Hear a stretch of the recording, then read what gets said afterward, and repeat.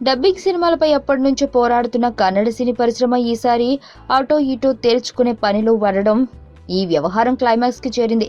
Dubbing చిత్రాలను కన్నడలో విడుదల చేస్తే థియేటర్లను తగులబెట్టే పరిస్థితి రావచ్చునని కన్నడ నటుడు జగ్గేష్ చేసిన ట్వీట్ కన్నడ మీడియాకు హాట్ టాపిక్ గా మారింది. అంతేకాదు, రాజమౌళి తీస్తున్న బాహుబలి 2ను కన్నడలోని డబ్ చేసేందుకు ప్రయత్నాలు జరుగుతున్న నేపథ్యంలో తాము ఈ ప్రయత్నాలను అంగీకరించమని కన్నడ సినిమా పరిశ్రమ వర్గాలు అన్ని ఒకతాటిపై వస్తున్నట్లు వార్తలు వస్తున్నాయి. బాహుబలి లాంటి పెద్ద సినిమాను టార్గెట్ చేస్తే తమ పోరాటానికి దేశవ్యాప్తంగా పబ్లిసిటీ వస్తుందని ఈ కొత్త ఎత్తుగడ కన్నడ సినిమా పరిశ్రమ వేసినట్లు తెలుస్తుంది. ఈ నేపథ్యంలో డబ్బింగ్ సినిమాల ఎంట్రీపై చర్చించేందుకు ఈ నెల 6న బెంగళూరులో కన్నడ సినిమా పరిశ్రమ కీలక సమావేశం నిర్వహించబోతుంది.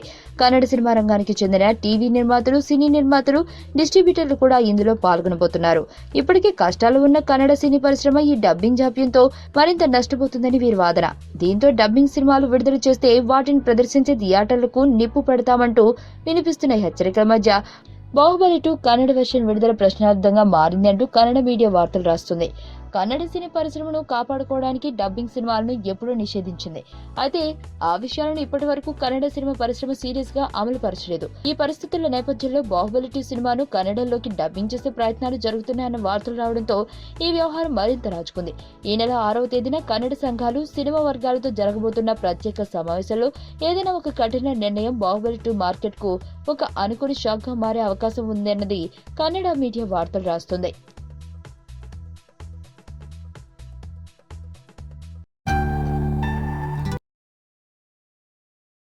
సుబ్బు, నీకు తెలుసా, నాకు ఎర్లీ మార్నింగ్ ఒక కల వచ్చింది. ఏమని? నువ్వు నన్ను జ్యువెలరీ షాప్కి తీసుకెళ్ళి వడ్డానం కొనిచ్చావంట. ఏ టైంకి? గుర్తులేదు సుబ్బు, 5కి అనుకుంటా. అదే మరి 5కి మీ బాబొచ్చి బిల్లు కట్టినట్టు నాకు కాల్ వచ్చింది.